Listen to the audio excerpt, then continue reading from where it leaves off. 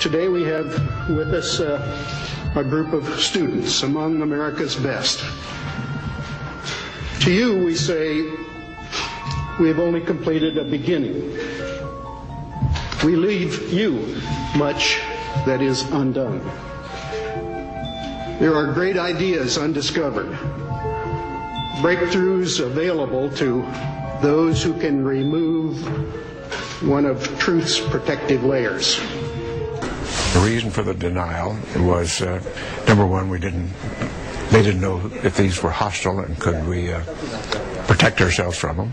Didn't want the Soviets to know, so they devised to lie about it and cover it up. Decades ago, visitors from other planets warned us about where we were headed and offered to help. But instead, we, or at least some of us,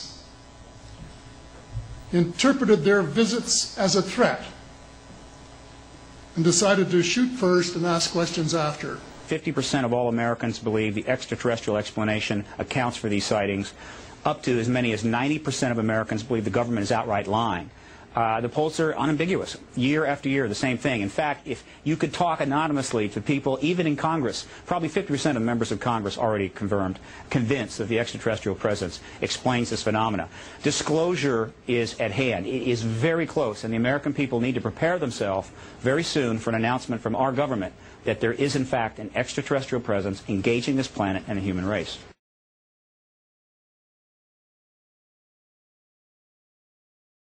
To simply sit down, write two or three paragraphs to the President-elect, put it in an envelope, set it aside, and then address it to the President-elect on November 5th and send it.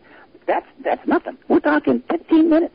You don't have to you don't have to write some novel. You don't have to write some tome.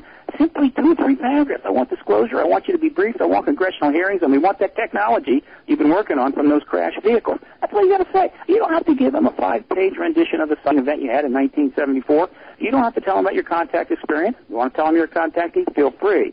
You just want to make the key point. That's all we need.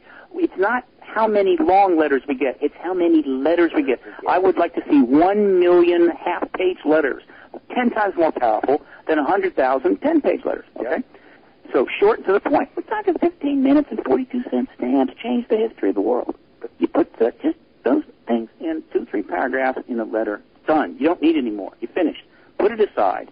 Wait for November the 5th. Address it. Go down to the box. We're talking 15 minutes of your life. Acted collectively with the rest of your fellow citizens. And it's very possible by the spring of next year, your government's going to finally acknowledge to you that we have been engaged by extraterrestrials for 6 decades and maybe for 6,000 years.